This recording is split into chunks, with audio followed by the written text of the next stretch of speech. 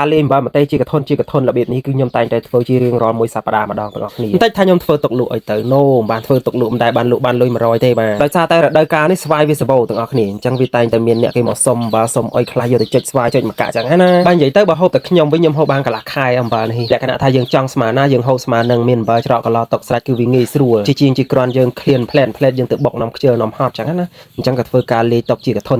តែម្ដងតែដោយសារតែអ្នកចិត្តខាងគេឃើញខ្ញុំផុសខ្ញុំអុយអញ្ចឹងទៅគេចេះតែមកសុំហៅហាយអញ្ចឹងទៅបងប្អូនតើបងប្អូនគ្នាយល់ទៅដោយសារតែវាអស់បងប្អូនគ្នាខ្ញុំលេងម្ដងមកកធនរបៀបនេះអំបិលអញ្ចឹងដោយសារតែវាឆ្ងាញ់ខ្លាំងពេកទៅអ្នកចិត្តខាងគេចេះតែមកសុំជាហៅហាយអញ្ចឹងណាដោយសារតែរូបមន្តនៃការលេងអំបិលម្ទេសរបស់ខ្ញុំហ្នឹងគឺវាពិសេសខុសគេខុសឯងអញ្ចឹងអ្នកភូមិគេចេះតែមកសុំហៅហាយដែរអញ្ចឹងណាឥឡូវតោះមុននឹងយកវាទៅច្រកកន្លតុកយើងធ្វើការភ្លក់មើលសិនបាទ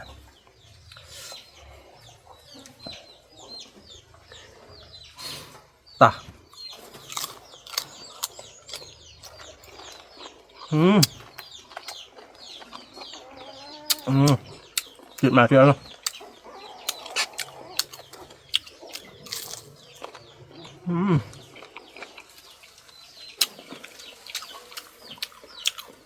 ស្វាយប៉ុណ្ណេះមិនជូរមិនផ្អែមមកល្មម